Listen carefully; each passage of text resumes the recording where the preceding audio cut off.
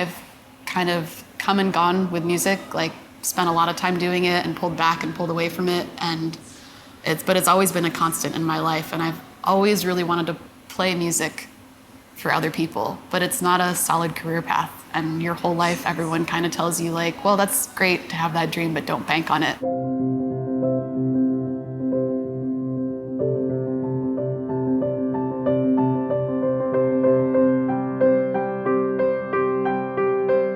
It's important to dream and visualize and deal with the things and have your brain just sort of go into different spaces.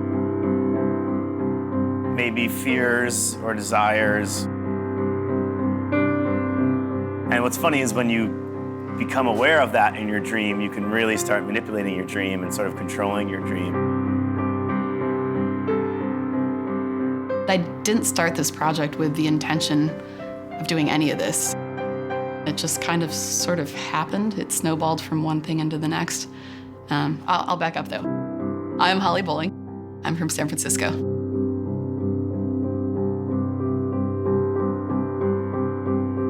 I started playing piano when I was 5. I actually remember the exact moment that I decided to take piano lessons. I was standing by this player piano that my parents had in their house, and I remember my mom saying to my 5-year-old self, you have to pick piano or ballet. You can't do both. And for some reason, that memory is frozen in my head, and I remember thinking about it for a little while, and then piano it is.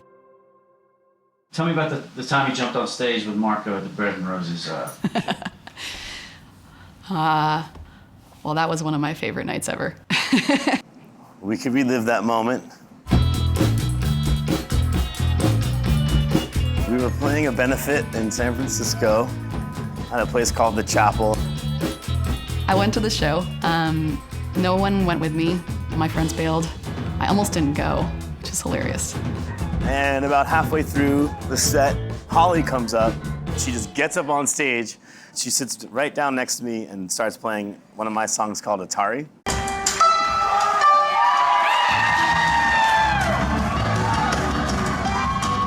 And it was like this jaw-dropping moment for me to see somebody from the audience come up and play one of my songs, and everybody in the audience was, of course, just like, whoa, who is this lovely lady?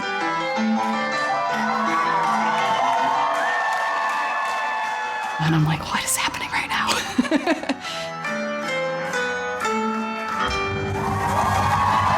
Oh, easily best part of the show, for sure. I kind of have gone through phases in my life where I play a lot of music and then I burn out and don't play at all. And I was kind of in a place where I wasn't doing much musically. Being up there was so exciting and so much fun. It kind of reminded me that this is really what I wanted to be doing. I've seen almost 300 Phish shows.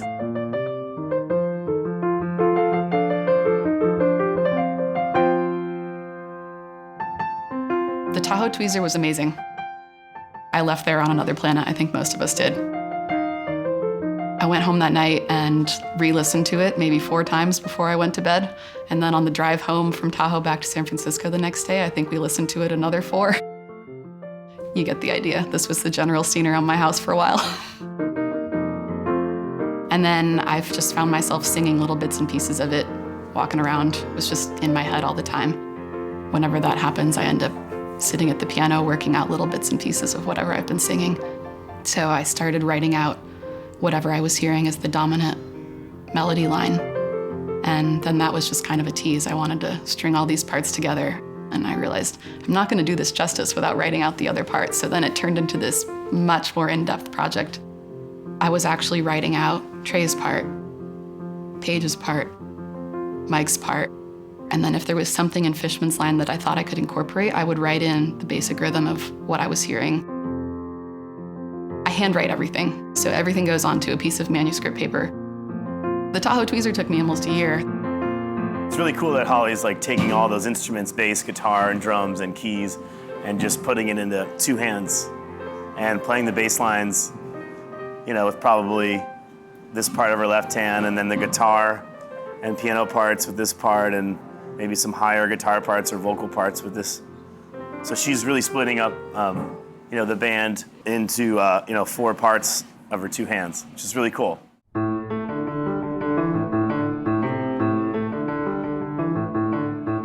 My buddy sent me the link, and it was the Tahoe tweezer that Holly did. And I sat there and I literally watched the whole entire thing and was just like, what?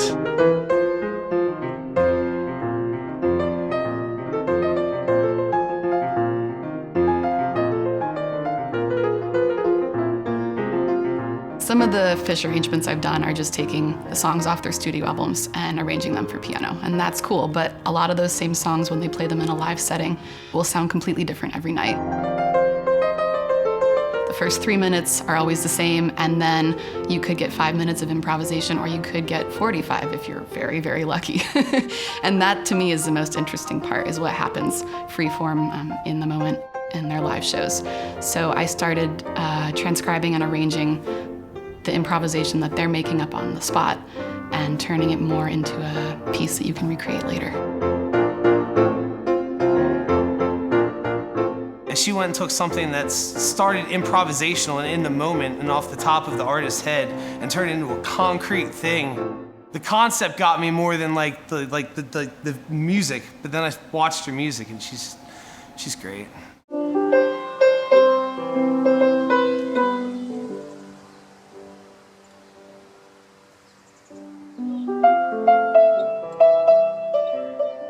2 years ago, the Tahoe tweezer happened, and then a year ago, I finished transcribing it, and then around 9 months ago, I played it in public for the first time. And then a few months after that, I was launching a pledge music campaign to fund the album and looking at recording studios. And now I'm playing shows and my album's about to come out.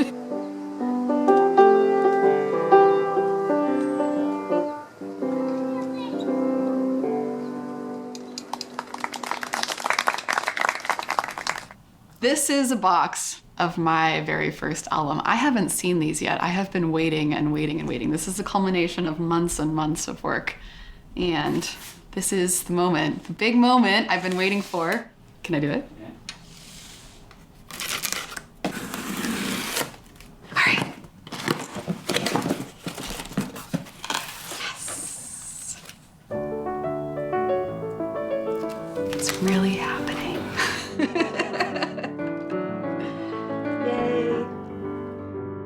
I'm so excited for tonight.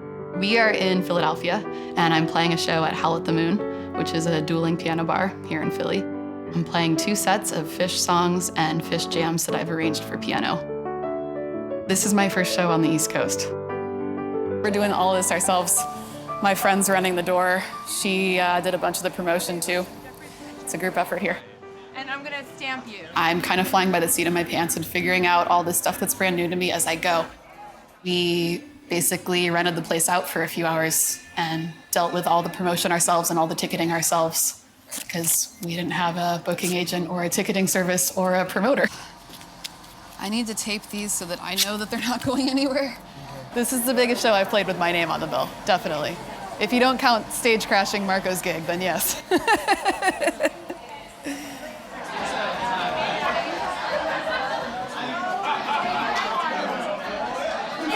Do you see that my board is outside? I wasn't nervous till now. Oh, it's right there. He's at your show. Oh my God.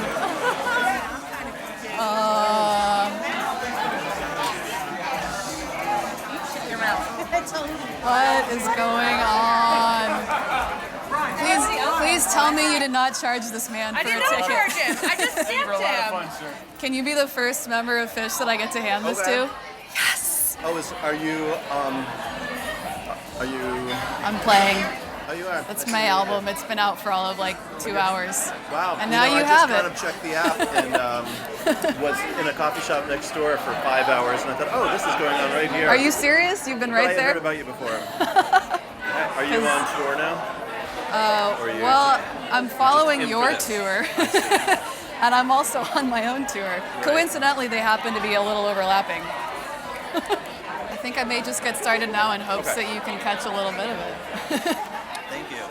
I wasn't nervous about playing at all, and then Mike Gordon walked in the door, so now I'm gonna give it my very best shot.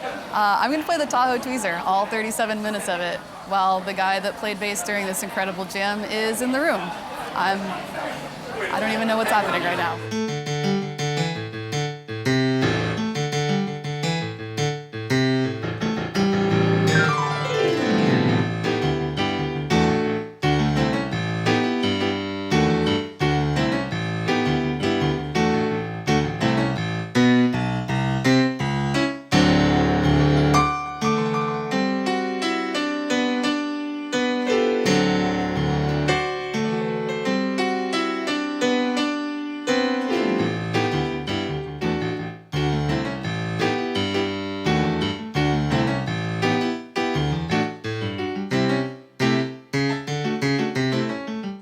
I read this quote one time by Mike Gordon, funny enough, since he showed up here tonight, that said, a really good jam is like a dream, and it can go into some really blissful or happy places and some scary places too. And I think that's really true. I didn't start this project with the intention of doing any of this. I didn't intend to record an album. I didn't even intend to transcribe the tweezer. All this stuff just kind of snowballed and keeps gaining momentum. I'm just kind of along for the ride.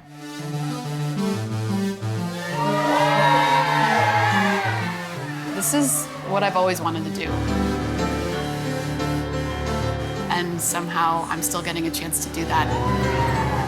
And it's made me the happiest person on earth.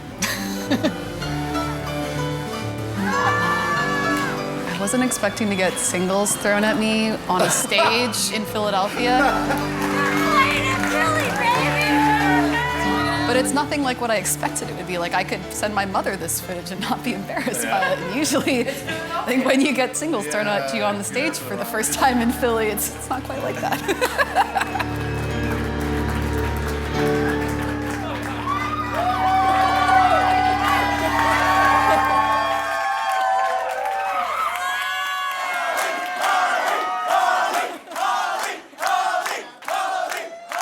Holly, Holly, Holly.